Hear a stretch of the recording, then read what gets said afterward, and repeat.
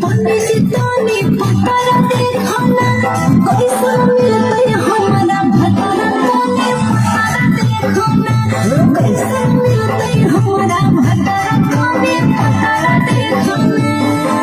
सुंदर गोबर घर छोड़ी तोरा मिलतोगे, सुंदर बर घर छोड़ी तोरा मिलतोगे। अभी देख लो हम पतरा भतरा गोरा मिलतोगे, अभी देख लो हम पतरा भतरा गोरा मिलतोगे।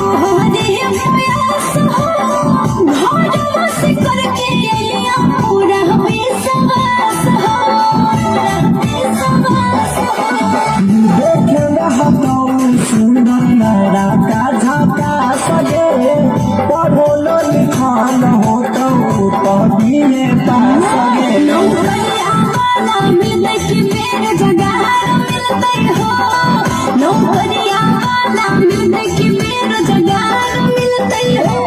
बाबा सच्ची सच्ची बताई हो कैसे भतरा मिलते हो। अभी देख लिया हम पतरा भतरा गोर मिलतोगे।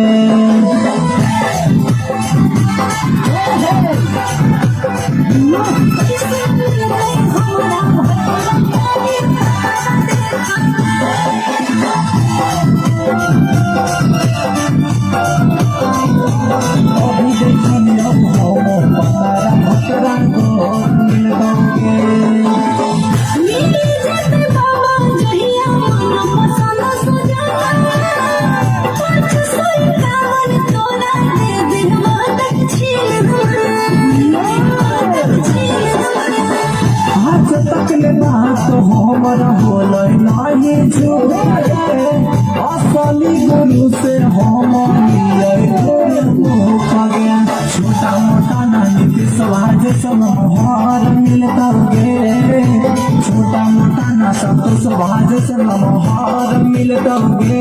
हम देखलियो अभी पतरा भतरा गोर मिलतोगे। ये बाबा सच्ची